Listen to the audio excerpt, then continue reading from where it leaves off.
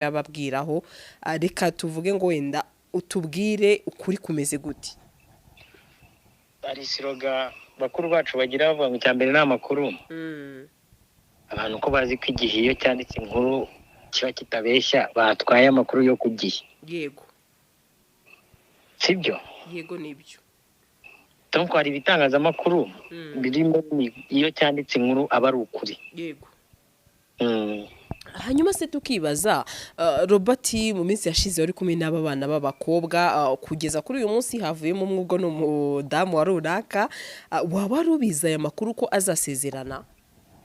Aya makuru yari ubwiru. Yari ubwiru? Ukabona byaratewe n'iki rero icyo gihe ariko na n'uyu munsi aho amakuru ahari ari uko byari itegeko ryatanzwe n'abareberera inyungu z'uyu mwana w'umukobwa uyu munsi n'umudamu muri muzika aho gufata ifoto bitari byemewe. Wabonye nabyo byatewe n'iki kandi ari ibyishimo ari ibihe byiza ndetse akaba afite abakunzi benshi cyane no kugira ngo abanatayivugaho urabona byatewe n'iki nkawe ubazi? Gufata ifoto byari byemewe ahubwo hari abo bitemewe. Sibyo? Yego. Abantu badukurikiye bamenye ko iri tsinda ni izina rikomeye mu muziki uramya Imana unahimbaza. Yego. Cya kabiri bamenye ko bafite management. Ushobora kwishimira gufata ifoto ukaba iyo foto yawe itari bucuruzwe aho bateganya kwicururizwa. Donc habaye uburyo bwo kuko ubundi abastari akenshi ubuzima bwabo bwa privacy. Yego. Rero niyo mpamvu nkuru yabiteye. Se biracyari private ra? Ariko nubwo mufite amakuru nta mafoto mufite. Buriya se igicuruza ni ifoto n'ubundi Vestine ko bamuzi cyangwa se cyambere n'amakuru? Nyine ya mpamvu bamagaye. Ni na mpamvu ngo hamagaye. Yego. Gusa anyway birashimishije ku ruhande rumwe.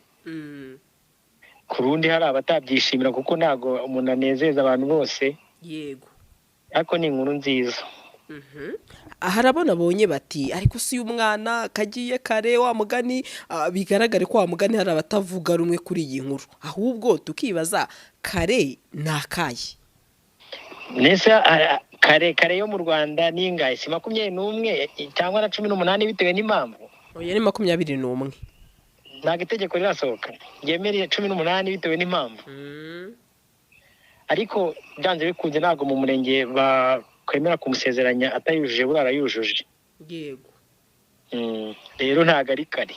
Yego. Kandi ikindi asubye umenya ko umwana avuka mu majyaruguru. Ako kana ahubwo dushaka tukiri bato. Mushaka mukiri bato umuryango. Yego. Hanyuma se Robert umukunzi we rero ni umusore wo muri Burkina Faso. Yego. Ubwo uyu munsi ni umugabo tureke kumwita umusore wo muri Burkina Faso. Aho nabonye ko yitwa Idrissa. Wabibonye he? Akoze ko nkwa amakuru watwaye. Yitwa Idrissa no munya Burkina Faso. Yego. Nawe n'umukozi w'Imana nk'aba bana ndumva mufiteho n'amakuru. Cyane urumva rega abana barasenga. Yego barasenga pe. Barasenga kandi bazi uko Imana ivuga.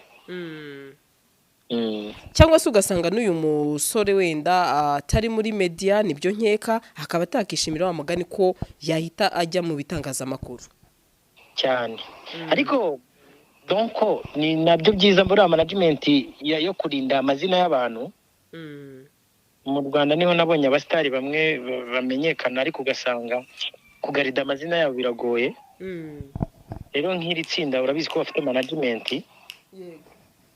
Ni byiza rero hari umustar umwe nabonye mu minsi yashize bajyaga azenguka Kigali ari gucuza amasede. Iyo umuntu yambaye shije kugira izina rikaba riri public donc ari mu public figure abakwiye kujera iryo zina rero nicyo cyanakozwe n'ibyo mpamvu nyibishimangira. Urumva umuntu ashobora kuba afite ubuzima buri privacy donc adashaka ko buba public.